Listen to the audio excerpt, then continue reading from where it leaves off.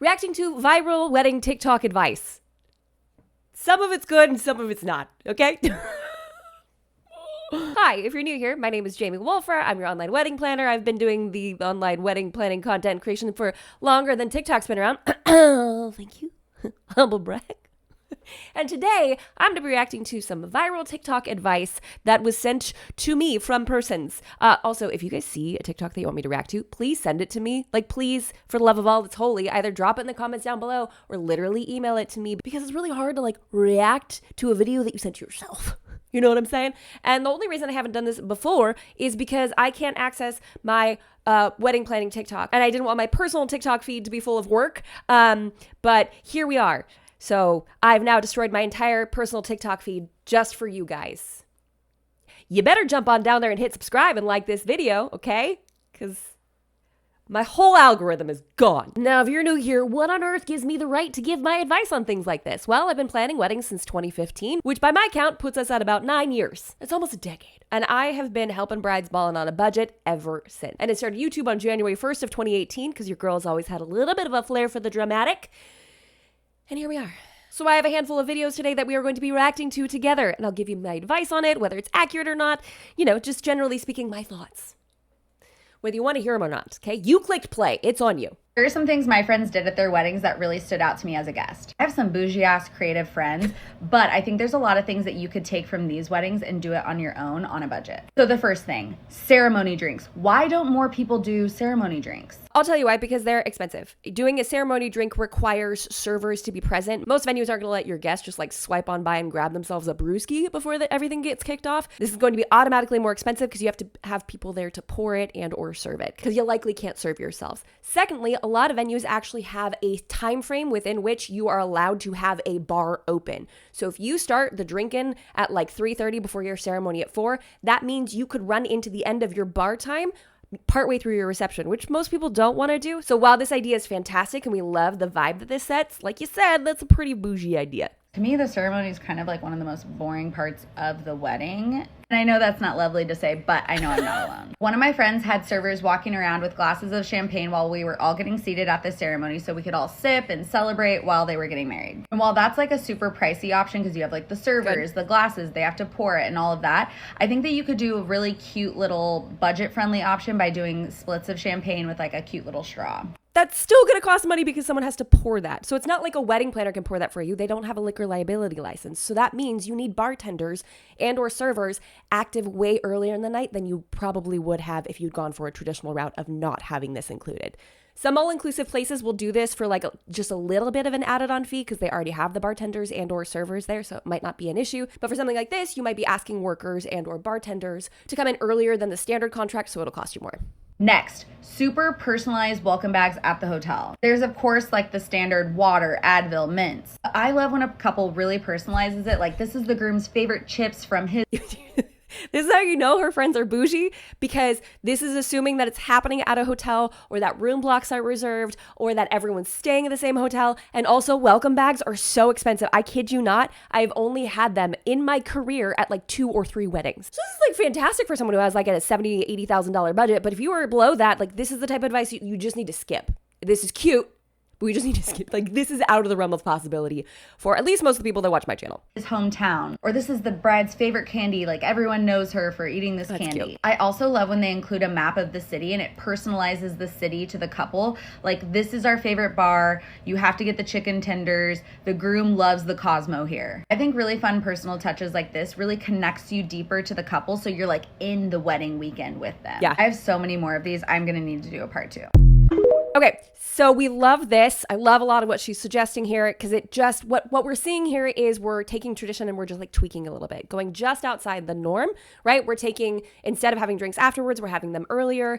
If you are going to do welcome bags, adding personalization to that is very cute, very intentional, very demure, very mindful. Instead, what you can do, especially if you are on a budget, is add those details, those locations, those restaurants, those chicken tenders that you really like, onto your wedding website, especially if people are traveling in to come in from out of town and they don't know the area. That's super cute. I love when couples do that, but you don't necessarily need to have it in a welcome bag in their room. Overall, the spirit of the advice is really good. But again, if you're operating at like 50K or less, you're gonna have to skip like all of that. I got married 10 months ago today, and here are 5 things that I would definitely do differently, from least minor to biggest regret. First was not planning in advance what I would want to do in order to savor my bouquet after the wedding. If this is something that you want to do, make sure it's on your to-do list leading up to the wedding, because apparently after the fact, it's too late. She is 100% correct on this, whether you're going with resin or there's a company, oh my gosh, I can't even think of their name right now, that sent me literally a pressed bouquet and it's stunning. So I'll go ahead and link them in the description box down below. They will need to receive your flowers within days, like a day or two at the end of your event, in order to preserve them as best as possible. So you can't really do any sort of professional preservation after the fact, but you can do a couple of DIY options, which now that I'm thinking about that, that's actually a really good video idea. I'm going to write that down. DIY preservation ideas. Obviously for the bouquet. The second was not specifying to the venue what we wanted done with the cake. Oh. After my husband and I took these photos, I kind of just assumed that they were going to cut some pieces of the cake for the guests to have and then save some. They ended up cutting the entire cake and we weren't able to take any home. And the cake was so beautiful, and when they cut it up, they absolutely butchered it. But that's an aside. It's hard to cut a cake and keep it beautiful. Like, it just, especially if they're not cleaning the knife between each and every cut, that gets crumbly and grumbly like real quick. So yeah, most of the time the cake is not looking chic. And honestly, for me, I think this actually falls a little bit on the venue. They should be asking these sorts of questions. It's not like this couple has been married a bunch of times and knows that they're supposed to ask about the cake. There also can be a cake cutting fee involved. That's like a certain amount per slice or a certain amount overhead. There's a fly in here. Well, I can't say this for sure, Z. I'm pretty sure that venues do this because it pulls servers away from the other tasks that they're supposed to be working on to cut a cake for you. So it's an added fee on top of that. I don't know. That just could be the reasoning that they use. But it sounds like it makes sense. So if you are adamant about taking home your cake, like the top tier of your cake, you need to communicate that to your wedding planner or your coordinator, and or to your venue coordinator, or somebody needs to know this information. Also, pro tip for this, make sure you have a box to take it home in. If I had a nickel for every time I'm scrambling around a wedding venue looking for a moving box or an empty box of disposable forks to toss that puppy into, I'd have a couple of nickels. So you want to make sure that if this is important, right, we have everything ready to go for afterwards. Maybe some saran wrap, maybe a box to send it home in. Some bakers will go above and beyond and add this in, and others will not. So think through the steps of that. If you want to preserve that cake top so you can eat it a year later, make sure you have something to put it in and somebody knows about it. My third regret is not going to table to say hi to everyone. There's so little time in the reception in order to do that. And we took what time we had to go off and take sunset photos, which, don't get me wrong, I don't regret it all, but I wish there was enough time in order to do both. This tells me that her timeline was probably not well written, because there is definitely time to do both. Now, I would recommend in this situation one of two things. One, working with a professional wedding planner, or you can come join me in the master plan. I actually can help people write their timelines literally live in our monthly calls. I've done it before. I love doing this, and that way we can make sure you get the rhythm and the flow correctly. And it's super inexpensive. It's a subscription-based platform, so you can come, join for a month, join for 6 months, join for 24 months, and I will be there to help you plan your wedding, which is great. So that way you're not doing it on your own, and you don't have moments like this where you like miss out on an entire thing in your reception timeline.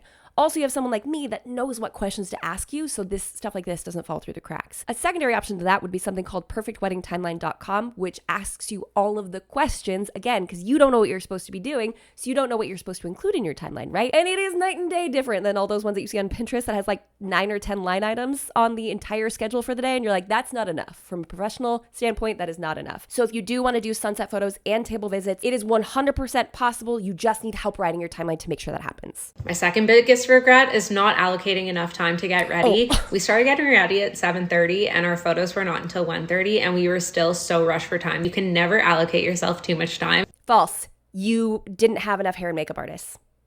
For the amount of, so I see her here with 1, 2, 3, 4, 5, 6, 7, 8 bridesmaids. That's also assuming that we don't have any moms that are getting ready there as well. You didn't have enough hair and makeup artists for the amount of people that needed to have their hair and makeup done in that time frame. Also, I wonder if the space that you got ready in was big enough for all these people to get ready. You know, how many people are waiting to have access to a window or to a mirror to be able to do their face, to do their hair?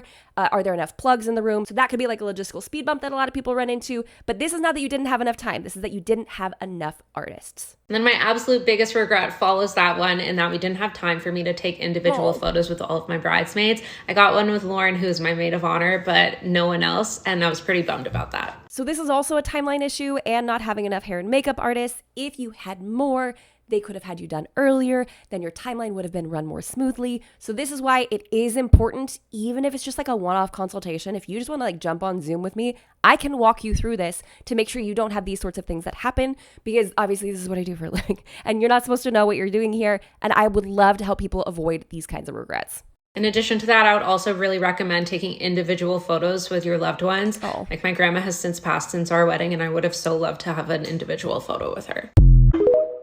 That's really sweet. We do recommend trying to do this with grandparents. I actually haven't heard of just individually with each grandparent. We usually do it with a set if both of them are available. But I like this idea and I think it's really intentional. And that should be pretty easy to do when you're doing family photos. All right, I gotta use my hands for this. I like to start with the entire side of the family. So let's say your entire mom's side of the family, and then whittle down to smaller groups. So aunts, uncles, cousins, family by choice, and then whittling down to maybe there's an aunt you have a really close relationship, or a cousin, or what have you. And you get down to you and your grandparents, then your immediate family, your parents. So that way we kind of like get all of the big groups of people out of the way so they can go start to enjoy the cocktail hour and they're not really clogging up the space, right? And so great Aunt Fanny is not sitting there with her giant DSLR getting in the photographer's way too. So it's like a 2-for-1 special. So that would be the moment in time that you would be able to have those photos with grandma and or grandpa or both. Not one single person asked for this, but here are the things that I did at my wedding that if I had to do it all over again, I would still do. Great.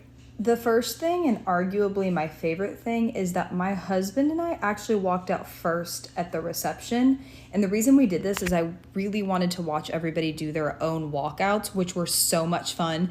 This was the highlight of the night. I'm not joking. This was probably my favorite thing. Wait, I love everything about this. Okay, not me leading into the negative. Absolutely first thing. The only thing is like we enjoy having the wedding party go before you because it like really hypes up the room, right? To get everyone excited to see you. And it sets a good tone and a good vibe for the rest of the reception. However, if I had a nickel, I have to stop using that phrase. If I had money for every time a couple's like, oh, what are they doing? Like, what are they doing? What's happening over there with them? Like all the time, these couples are like wanting to see what their friends are doing their walk-in. I refer to it as a grand entrance, and they totally miss it because they're behind them and they don't want to like get out in front and kind of get in the way and ruin their reveal. So if this is something that speaks to you, do it. I think this is hysterical, especially if you have a wedding party that you know is going to get into it, right? And if you're there, they're probably going to be a little bit more likely to perform because it's your big day and they're going to want to make it fun for you. So if you want to do this, I do like it. It's just going to kind of affect the rhythm and the flow a little bit. But I think if you have the right sort of wedding party that's down to do this, it's not going to be a big deal. Like everybody killed it. These walkouts were amazing, and I'm so glad that we literally got a front row seat to watch everybody do it. Next was I made all of my bridesmaids do little solo shots. I wanted them to have their own moment during the day because they helped me do so much that I wanted them to shine for just a second. And like clearly they ate, left absolutely no crumbs. What a sweet freaking thing to do. Okay, so this is going to be a random aside, but we did family photos for my parents' Christmas gift last year because my brother lives in California and the rest of us live here in Central Texas. And so we were able to have everybody here in the same place. And I arranged for a photographer so we could all do family photos together. And my dad at a certain point goes, hey, to the photographer, he goes, hey, do you mind if we do a quick solo shot of me real quick? I need a new headshot. And I was like, what a random, way to be efficient, Dad. That's great. But honestly, I thought it was kind of cute and really clever. And in a situation like this, when you have all these bridesmaids like looking incredible and feeling really good, maybe all they need is a little new Instagram thumbnail. Just a photo moment where they're all done up and they feel beautiful and they feel incredible and they're excited to celebrate your big day. But this is super intentional and I like this. So if you have a well done timeline, this should be not a problem at all whatsoever. Next were these glow sticks and the bubbles, which the bubbles I actually didn't plan on, but they used them for the walkouts. And then when we had them at the reception, obviously it made the pictures turn out super cute and fun, so I would definitely recommend those. But I did the glow sticks and I did the necklaces too, and it was super fun. Okay, quick side note about the bubbles. Wait, going back to the walkouts, aka grand entrance, if you are going to go in ahead of the couples of your wedding party or the group of your wedding party, let them know ahead of time. Like not immediately beforehand, but if you really want them to like go hog wild, let them know, hey, by the way, we're doing a grand entrance. You guys are going to walk out after we do, so we get to watch whatever you do. So like go have fun with it. So that way someone has time to order a bubble gun. Also, speaking of which, if you've not seen like the epic send-off idea video that I did recently, I'm going to go ahead and link it right up there. I'll also leave it in the description box if you want to go ahead and watch it later, because both of these items I mentioned in that video, and one I love and one is I'm like so about. But here's why I don't love the bubble guns being active on the dance floor. Slipping. Like, it's one thing if we're doing a lot of bubbles momentarily as you're like running through a tunnel of people that love you, right? It's another thing if we're constantly blowing bubbles in the air over a slick dance floor. You see where I'm going here with this? So if we're using a bubble gun frequently on the dance floor and that's just asking for someone to break a hip. So cute, but save it for photography moments and don't use it continuously, okay? Because if you look right here on the ground, you can literally see like the soap on the ground right here. And this is concrete, which means it's going to get very slippery. Next, and y'all have probably seen this done 1,012 times, but the photos with every table. Yeah. And I did this because I really wanted to get smaller, more intimate pictures with all the tables, and we had a really good time running around and getting the photos and changing up poses. This is a fantastic alternative, like with the other gal who's talking about her wedding day regrets. Here is a great way to make sure you get physical, like hello moments with everyone at your wedding, is doing table visits. Here's what I love about this. With your photographer standing right there, it's not like you can get stuck in conversation because your photographer can be like, hey, I'm so sorry, we got to move on to the next table. So good to see you guys. This has been great. And so you feel less stuck because not that you feel stuck with your wedding guests, but sometimes you feel a little stuck. So to have a professional, like outside pressure there helps you to move from table to table. Also guarantees you get a photo with almost everybody at your wedding, unless they happen to run to the loo at the wrong moment. So it carves out time for those table visits, provides photographic evidence of their attendance, and also keeps it a little bit more clipped because you have someone else directing where you go. But I also did a giant group photo too. I knew when I found out that we had our balconies here that I wanted the photographers to go up there and take a giant photo of everyone there. So I did this as well as running around and taking the photos with the individual tables. Okay, here's what we love about this, and if it's done strategically, can actually kick off your wedding reception. If you get everyone out to the dance floor after all the perfunctory dances are done, all the toasts, dinner is done, everything, you just like corral them all to the dance floor. And you can have your photographer get on a chair, on a ladder, or in this case, a balcony, which is even better. Once you have everyone out there, yeah, we're taking a photo. And yes, it's great. But let's be honest, if we look at this photo, it's giving second grade class picture, right? Like we are excited to have everyone in one photo, but, if you strategically use this moment to your advantage, you can have your DJ drop an incredible song while everyone's out there. So imagine, picture this, okay? So you have everyone on the dance floor. All right, 1, 2, 3, cheese. All right, let's do a silly one. 1, 2, 3, cheese. Like what? I don't know what that was. Don't ask me. We're moving on. And then the DJ drops Everybody Dance Now by CNC Music Factory. Dun, dun, dun, dun, dun. I don't beatbox. Or another suitable song of your choice. And then all of a sudden everyone out there is like, oh snap, like here we go. And sure, some people are going to leave the dance floor, but it immediately sets the tone of like, we are here to dance our heinies off. Next were the nameplates. I only did this on the head table, so everyone had the same settings, but at my head table, we had our names, and there were these little wood pieces that everyone got to take home, and I kept mine in Logan's, and I love them, and I'm going to use them in an art project that I do with wedding stuff, but they were a really nice touch. Here's what I love about this, is that we didn't do them for absolutely everyone in the room, which makes it a lot more affordable, but you still get your photo moment. There's a couple that we had years and years ago. They actually just had their second kid, which is wild to watch all of my couples have children. I'm like, man, I feel old. But she specifically wanted this one shot of their place settings. She really did want it for absolutely every single guest, but when we looked at the budget of things, she realized that it was not feasible at all whatsoever. So instead, we just dressed up their place settings, so we still got that photo, we still got that moment, we got those textures, we got that gorgeousness, but we didn't have to spend all the money for every single guest to have the same experience when that photo or that moment might not matter to them. So I like the idea of doing a little touch like this, but only on the head table or only on the sweetheart table. Also, instead of favors, I did wedding thank you cookies, and these were probably the most talked about thing all night, but probably because the girl that made them was absolutely stunning. But this was a really good idea. No one left them there. We didn't have any extras. Everyone took them, and they were delicious. Make your favors consumable. If you want your favors taken, make sure it's something that people can eat and or drink. A lot of people really don't care about potted succulents. So you're going to have plant crazy people that go home with like 42 of them, and then other people who take home none at all. If you do something like this, they can take it with them or they can eat it immediately. And honestly, it's going to be a lot more popular than any of the traditional favors that you see. So if it's consumable, the likelihood of it being used goes way up. If it's not, I think you should skip favors then. come for me. We also only did a personal cake, so we did this, and then the thank you cookies were to take home, and then we had cupcakes for there too. But the cake was just a personal one for us, which was perfect, so no one had to sit around and cut it or do anything. No notes.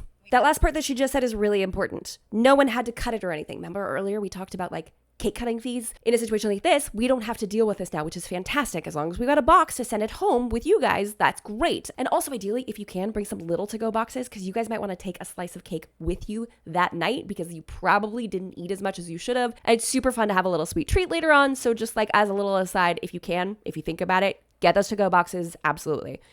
But also, we're not paying a fee for a cake to be cut, and also we're not paying for plates and forks for those slices of cake to be consumed. If you go with cupcakes, all you need is a little cocktail napkin at best, and then they're just like literally self-contained, right? We love that. It saves money in a really sneaky way. No cake cutting fee, no plates, no forks. And last was I did a first look with my dad and my brother. I knew I didn't want to do one with Logan. I wanted his reaction to be genuine when he saw me, but my mom and my sister got to see me getting ready, so I figured they needed their own moment too. It was super special. I loved it.